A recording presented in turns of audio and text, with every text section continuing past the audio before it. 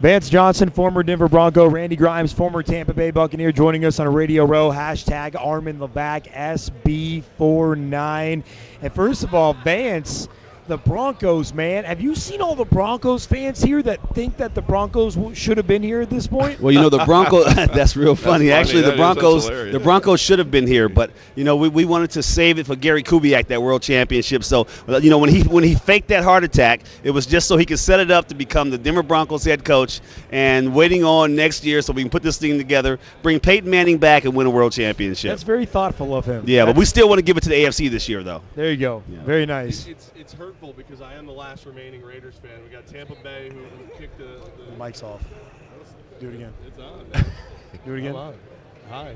No, I got nothing. Hang on. Do it again. How about now? Yep. There we go. All right. As the last remaining Raiders fan in the world, it's hurtful. Tampa Bay represented by Mr. Grimes here, who kicked the tar out of us in the Super Bowl. Vance Johnson, I saw you run down the field against the Raiders. I can't even count how many times and make us look bad. As a fan, thank you for both of you breaking my heart over and over. Is that the reason why you're giving us that look? I know, yeah, it's the look of, please don't beat me up. You've already stolen my hopes and dreams. But if you're anything like a Tampa Bay Buccaneer fan, you've had your heart broken many times, though, right? Oh, absolutely. Not just by us, many times. So. True story. Yeah, like he's an equal opportunity upset guy. I mean, he's upset by almost every person he sees here going, oh, now we got to talk to this guy. I mean, as a Raider fan, it's equal opportunity.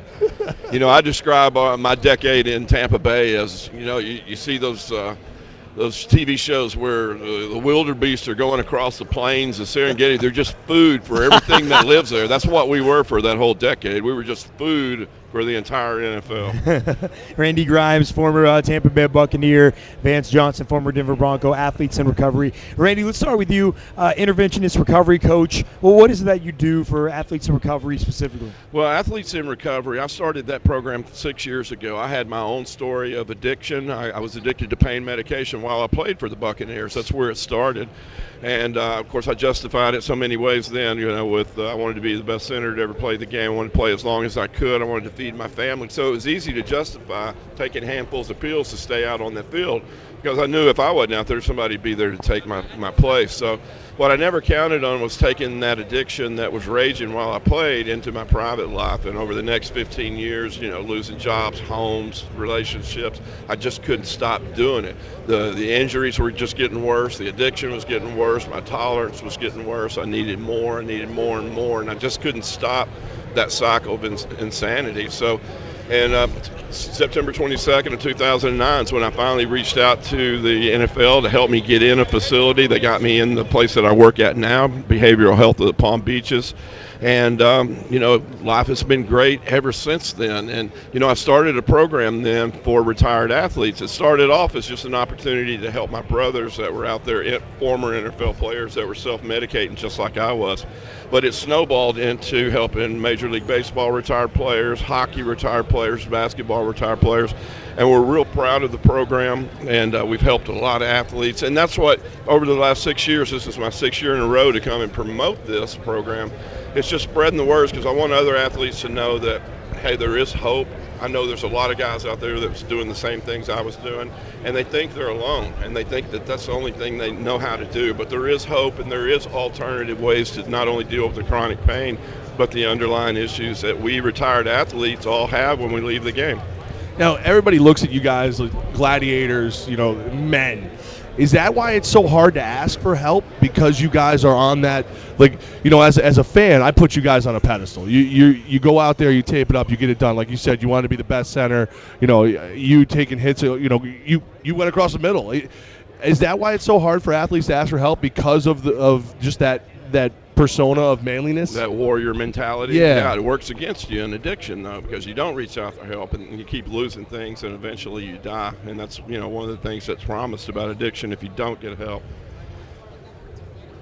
Actually, I was listening to Randy. I'm just in awe because I'm sitting here listening to this guy and his story, and I remember when he reached out to me, just like he said, he started a program to reach out to his brothers, former professional athletes who were struggling in addiction, who need the help. I was one of those guys who hid, who when Randy first contacted me, I lied to him and told him that I was fine, that I was going to be fine, I could do this on my own. And so that's why I paused. Just listening to him took me back to that time where I was in a dark, dark place. And after realizing and being in my deathbed, literally in a coma, that I needed the help, and even several times after that, I got pancreatitis. One day I woke up in the morning and I called Randy Grimes and said, Randy, I need the help. So through behavioral health of the Palm Beaches there in Florida, Randy got me on the next airplane out there, and I took it like a training camp, 28 days. Of course, when I first got there, I was pissed. I didn't want to be there. I hated everyone. There were no like-minded people. Out of 90-something guys, there are only about 7 or 8 professional athletes. But I started to find out and realize that this addiction does not discriminate. Whether you're a professional athlete or the next-door neighbor who's watching the ball game, it's a disease, just like a cancer. There aren't necessarily cures, but there are solutions, and that's the reason why here I am 16 and a half months later, sober, and able to come out here and share this journey with Randy Grimes and prayerfully grow up and be just like him. Go out and find more professional athletes, more people struggling in addiction who are looking for help. Vance Johnson, former Denver Bronco. And by the way, congratulations on being sober and clean that long. Thanks, very, brother. Very impressive, both you guys. Randy, former Tampa Bay Buccaneer. Randy, were you surprised the amount of athletes, not just in football, you mentioned across all sports, and as you were saying that, you sounded like you were surprised that all facets of the game of different sports were coming to you going, hey, me too, I need help too. Was it to you surprising of how popular this program grew? Well, you know what, as retired athletes, we all leave our chosen sport always not under our own terms. We always leave the game with chronic pain, with some of the things we deal with guys is a loss of identity when they're not an athlete anymore. It's almost like they're grieving a death, and because of that fuels their addiction for a long time. And they don't really ever deal with that. They leave the game and they don't know what to do because they don't have that identity. They're not Randy Grimes, the football player, anymore, Vance Johnson, the Three Amigo wide receiver, Super Bowl guy. When you don't have that anymore, and that's all you've ever known, and there's no way to even prepare for that. You can tell guys, you got to be prepared for the end, but you're never ready for the end. So it's all those underlying issues that, we leave the game and we self-medicate because of chronic pain, but it's those underlying issues that we never deal with. And like Randy said, it's like a death, and I suffered a couple deaths because my son actually was killed by someone who ran a stop sign. He was on a motorcycle, and I literally blamed myself, and probably in my addiction, I wasn't there to answer the phone when he called me to ask me to borrow my vehicle. And so I turned to alcohol and prescription pills, mainly alcohol, and just literally tried to kill myself.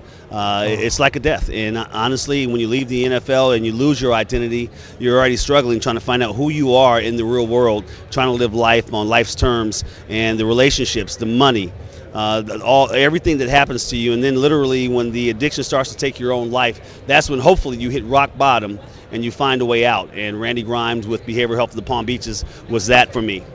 Now, how do you redefine yourself? Because that's got to be the hardest thing. Like you said, you lost your identity. What do you guys do to redefine yourself? I think you just come to terms with the fact that football is what we did. That's not who we are.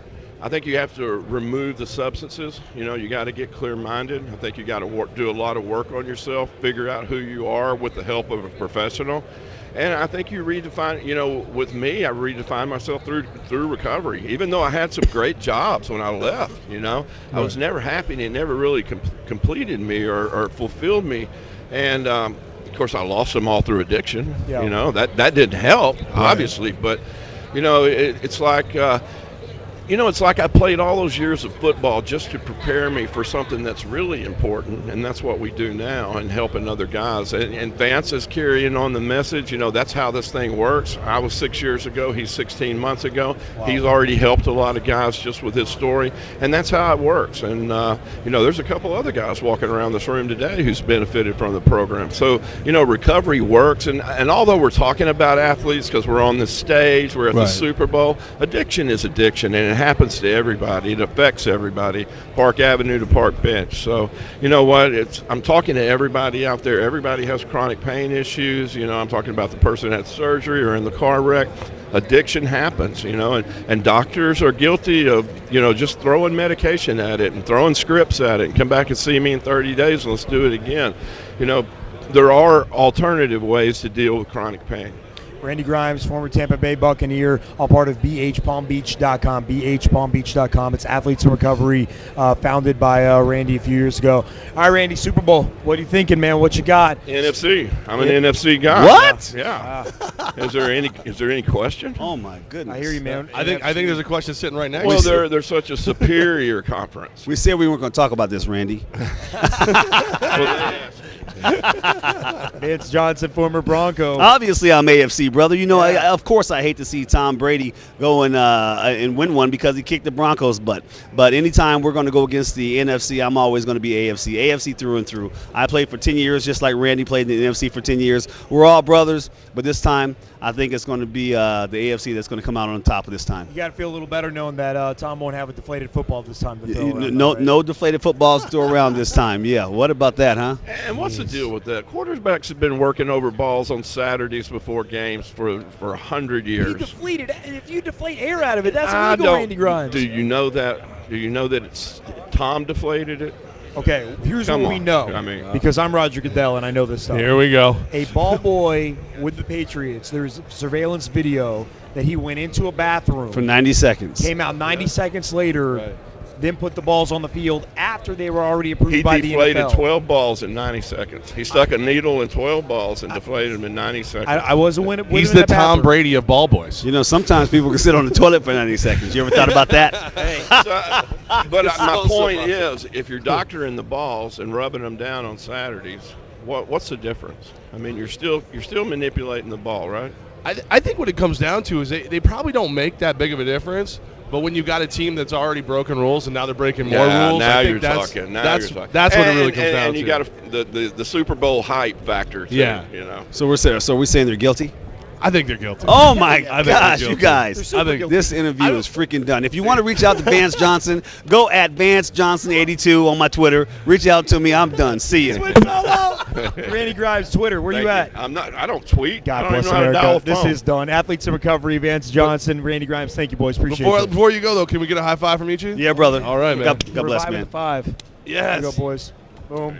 Boom. Thank you, guys. All right, man. Thanks for having us.